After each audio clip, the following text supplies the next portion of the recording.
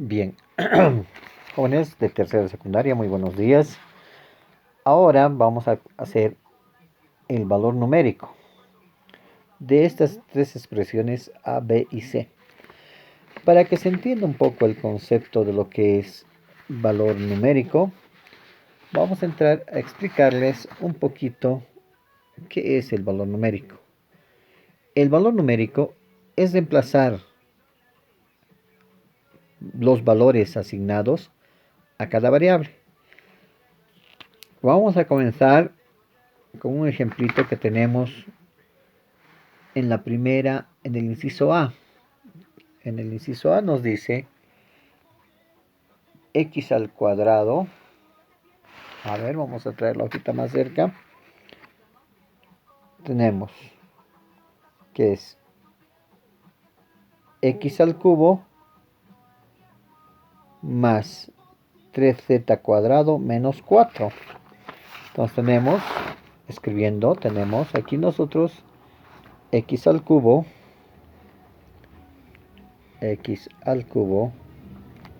más 3z cuadrado 3z cuadrado y tenemos el siguiente que es menos 4.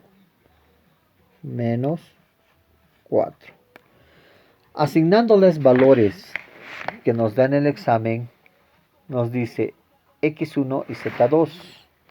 Nos dice que x es igual a 1 y z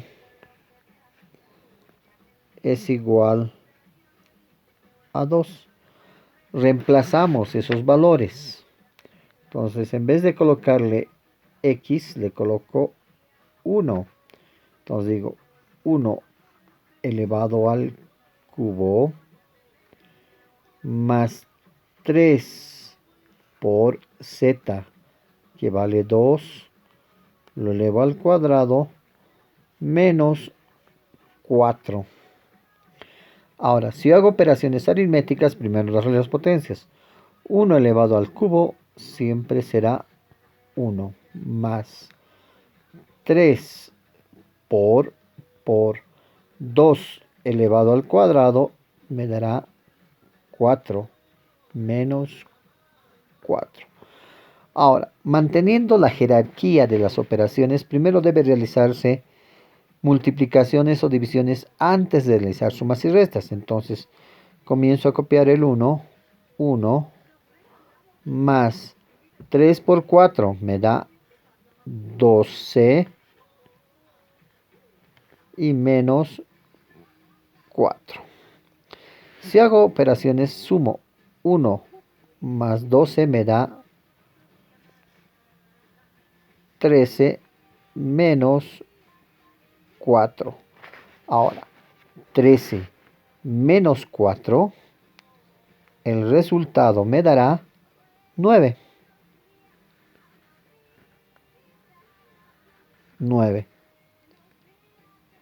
Y el 9 es el valor numérico de esta expresión. Y ese es simplemente todo lo que se tiene que hacer.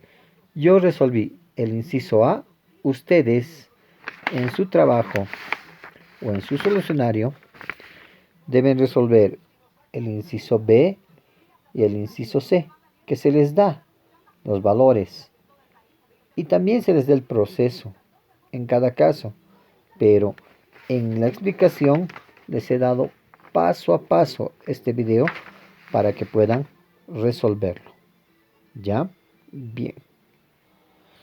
Bueno, ahora continuando con la pregunta 2. Dice, escribe falso F o B verdadero según consideres si la expresión que te presento a continuación, 3x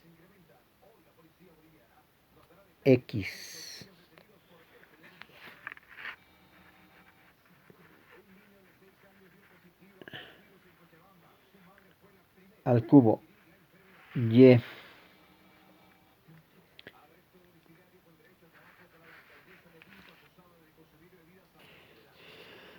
Bien, como se muestra en el ejemplo 2 o en el ejercicio 2, se tiene un término que dice 3x al cubo y a la quinta z a la cuarta. Y en la pregunta nos pide, y en la pregunta nos pide que escribamos si es falso o verdadero las siguientes proposiciones. En inciso A, el 2 es el coeficiente del término. Falso. ¿Por qué es falso que el 2 es el coeficiente del término? Porque en ninguno de estos términos tengo el número 2. Entonces, para nosotros, si nos hubiesen dado 3, iba a ser el coeficiente, pero nos están dando 2. Entonces, la respuesta del inciso A para nosotros es falso. El inciso B nos pregunta y nos dice, el inciso B nos pregunta lo siguiente, nos dice, el grado del término con relación a x es 3, me voy al término. Entonces, el grado es el exponente. Entonces, para nosotros 3 es el exponente con respecto a x. Entonces, con respecto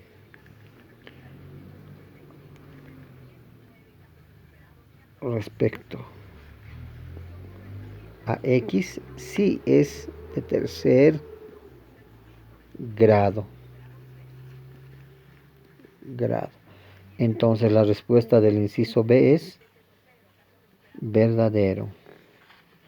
Y el inciso C nos pregunta el grado absoluto. El grado absoluto. ¿Qué es el grado absoluto? Es la suma de los exponentes 3 más 1 más 5, 8. 8 más 1 que no se escribe, aquí se coloca un 1, que no se escribe, es 9. Pero en el examen o en el solucionario nos dice el grado absoluto del término es 8, la respuesta es falso. Entonces por eso se tiene las características de los tres incisos. El primero, voy a acercar más la imagen. El 2 es el coeficiente del término, falso, porque el coeficiente del término es 3. ¿Sí? Incluso es, si ustedes observan, es aquí, este es el coeficiente. Y que es menos 3 incluso. Y no es 2. Y no es este 2. Entonces por eso es falso. Luego, 3 con respecto a x, nos dice el coeficiente respecto a x. Entonces me fijo respecto a x, me fijo en el exponente es 3. Entonces cuando una letra es elevado a un exponente, este es el grado que expresa el término o la parte literal con respecto a x es de tercer grado. Eso se llama grado relativo respecto a una letra o grado relativo. Entonces la respuesta 3 con respecto a x es de tercer grado, verdadero. Ahora pasamos a la otra. ¿Cuál es el grado absoluto? El grado absoluto. Para nosotros el grado absoluto se define como la suma de los exponentes. Se define como la suma de exponentes de la parte literal.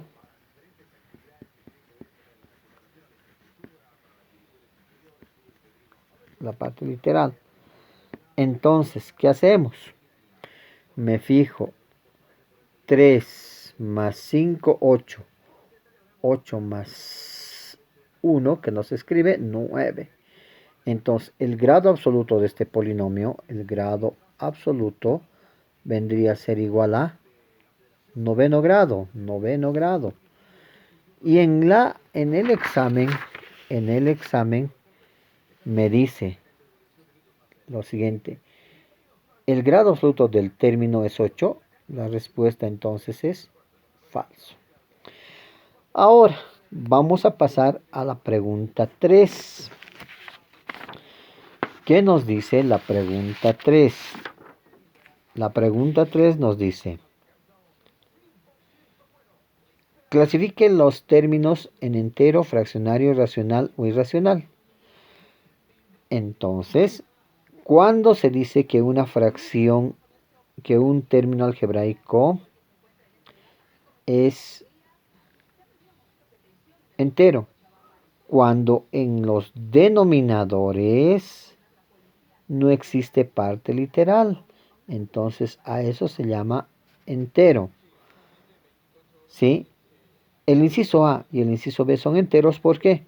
Porque ninguno tiene en el denominador una parte literal. Una parte literal. ¿Ya? Una parte literal. Para que podamos nosotros comprender mejor, vamos a explicar en forma gráfica. Bien, para clasificar una fracción, ya sea esta heterogénea, para clasificar una fracción en un término algebraico, se dice que un entero es cualquier término que no tenga en el denominador letras. Un fraccionario se dice que cuando se tiene en el denominador letras, y un irracional es cuando cuenta la expresión algebraica con raíz. Existe una raíz. Aquí puede entrar la letra dentro de la fracción. Ahí se convierte en una fracción irracional. ¿Por qué? Porque la raíz tiene una parte literal. ¿Ya?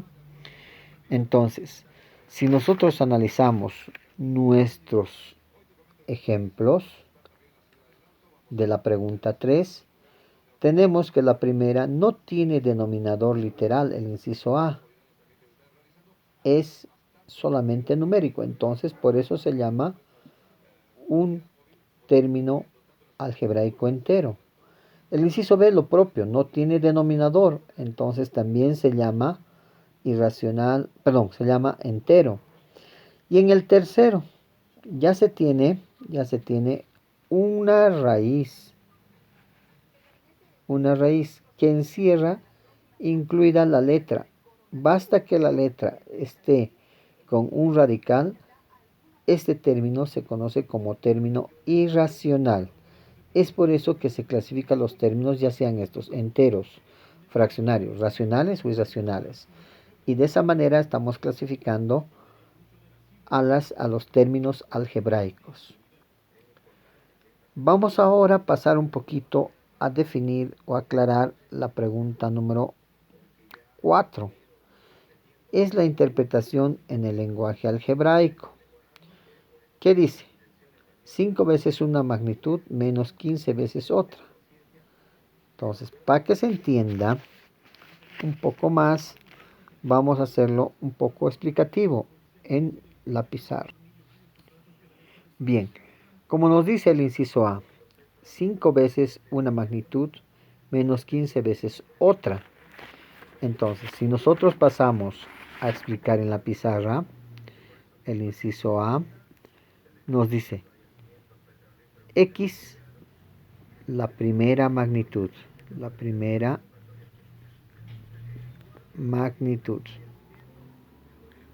o el primer número si quieren, la primera cantidad, X, la primera cantidad. Luego, Y, la segunda cantidad. Y como el problema nos dice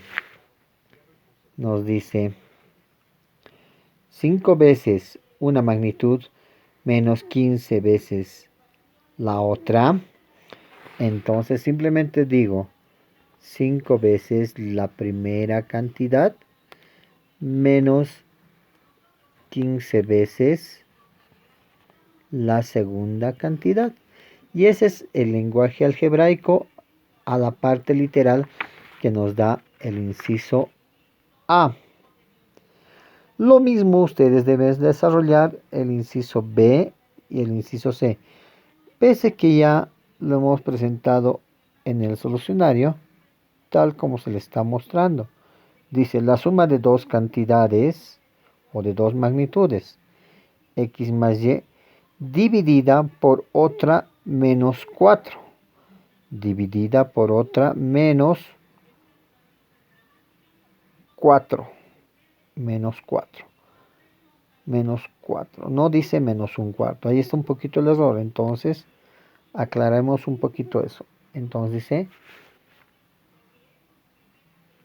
otra menos 4, menos 4, entonces menos 4, ahí será menos 4, ¿sí? Ustedes desarrollarán esos resultados, el cubo de la suma de tres números. La suma de tres números será x más y más z elevadas al cubo. Es interpretar en forma algebraica. Ahora, en la pregunta 5, dice, un polinomio es divisible con otro cuando el residuo es cero. En otras palabras, una división exacta tiene su residuo cero. Para que se aclare un poquito la figura, voy a tener, si yo tengo, suponiendo, vamos a hacerlo en forma aritmética, 24 dividido entre, 12. 24 dividido entre 12 me da a 2. 2 por 12, 24 al 24, 0. Este es el dividendo, este es el divisor, este es el cociente y este es el residuo o resto. Si yo analizo la pregunta número 5, el inciso A, un polinomio es divisible con otro cuando el residuo es cero, verdadero, porque si yo analizo,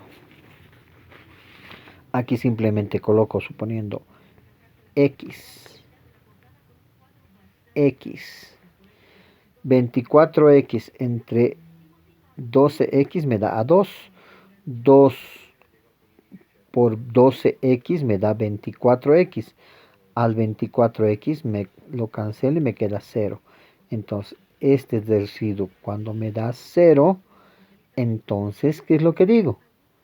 Que si el residuo me da 0, la fracción o la división es exacta. Entonces, un polinomio es divisible con otro cuando el residuo es 0, verdadero.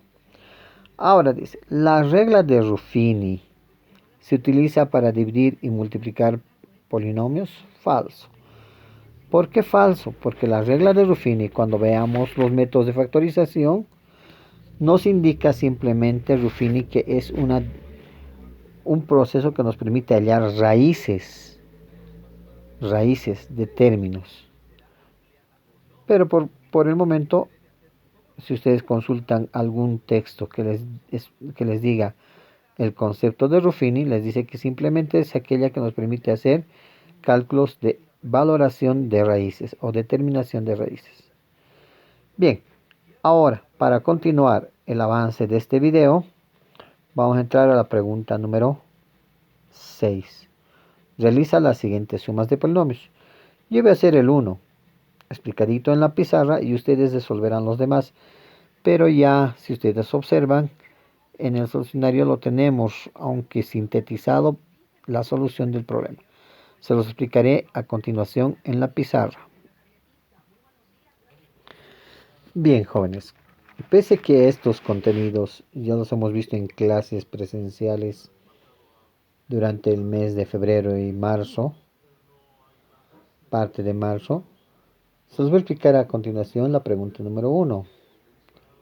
Si ustedes observan, dice menos 5x cubo menos 3x cuadrado más 6x menos 2 más 10x cubo menos 2x cuadrado más 4y. Si nosotros tomamos nuestra pizarra, anotamos el primer polinomio arriba, que es menos 5x cubo menos 3x cuadrado más 6x menos 2. Voy ubicando el segundo polinomio manteniendo debajo la misma parte literal. En el polinomio que teníamos más 10x cubo lo ubico debajo de menos 5x cubo. Luego, el término que tenía menos 2x cuadrado lo ubico debajo de menos 3x cuadrado porque tienen la misma parte literal. Y cuando no tengo ya más términos con la misma parte literal, lo coloco al final. En este caso, 4y lo coloco al final.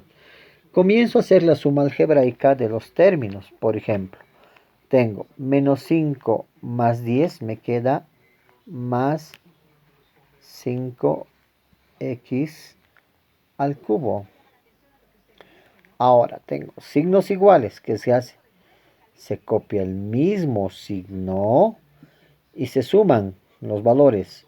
3 más 2, 5x al cuadrado.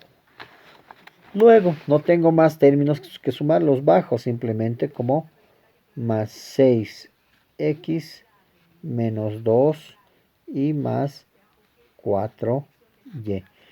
Ordenando, ahora tendremos más 5x al cubo menos 5x al cuadrado más 6x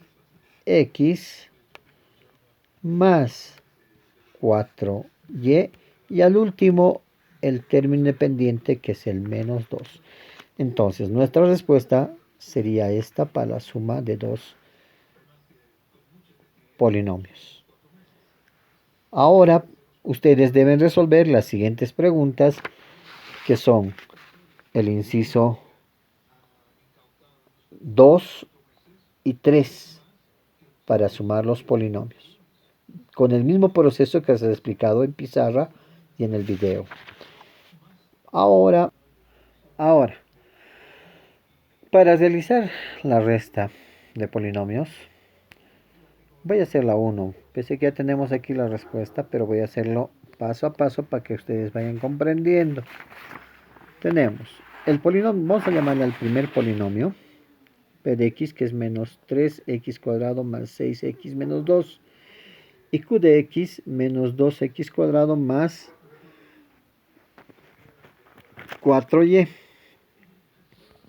Primero, se debe copiar el primer polinomio, que será menos 3x cuadrado más 6x menos 2. Posteriormente, se debe colocar el polinomio q de x, pero cambiándole el signo. Si era menos 2x cuadrado, le voy a colocar como más 2x cuadrado. ¿Por qué? Porque estoy restando. Y al hacer este signo menos por este menos que tengo aquí, se vuelve más 2. Ahora, menos por más 4y. Como no tengo y aquí, lo voy a anotar al final como más 4y. ¿Sí? Más 4y.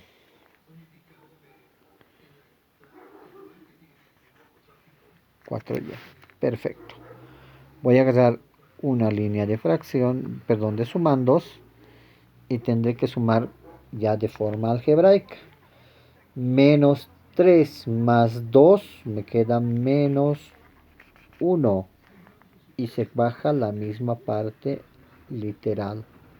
Repito, menos 3 más 2 me queda 1. Se coloca el signo menos 1. signos diferentes, se coloca el signo en el mayor y se restan. Ahora, como no tengo nada en C, debajo de 6 y debajo de 2, simplemente bajo los términos. Más 6x menos 2 y bajo el más 4y. Bien, con esto he terminado. Simplemente es ordenar el polinomio. Tendría entonces menos x al cuadrado más 6x. Ese que es la parte literal pasa como adelante como más 4y. Y al final el término independiente que es el 2 menos 2. Y ahí termina el ejercicio. Ese es el proceso para realizar la resta.